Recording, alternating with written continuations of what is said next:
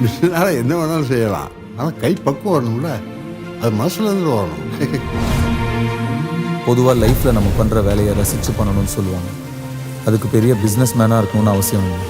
வெறும் இட்லி சுடுறதா கூட இருக்கலாம்.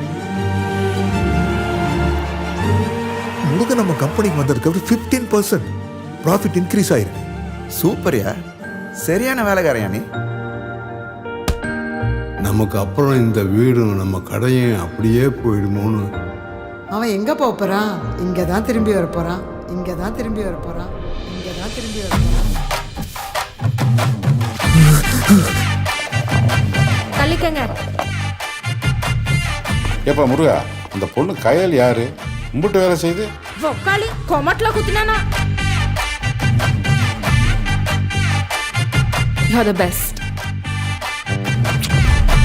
நான் உனக்காக ஒரு பெரிய எம்பையரே கட்டி வச்சிருக்கேன். இப்படி பொறுப்பு இல்லாமல் சுத்திக்கிட்டு இருந்தா எப்படி? Look at Murugan. பெரிய மிஷிலின் ஸ்டார் ரெஸ்டாரண்ட், ஒரு டப்பா குடிசைக்கு. அது வெறும் கடையில தம்பி, இந்த ஊரோட அடையாளம்.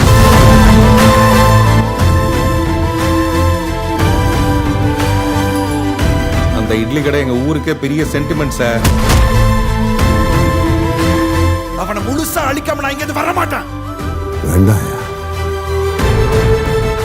எட்டனா பேர் அது அவங்க அப்பனோட இட்லி கிடைக்காக அவன் சாகிறதுக்கு ரெடியா இருக்கா.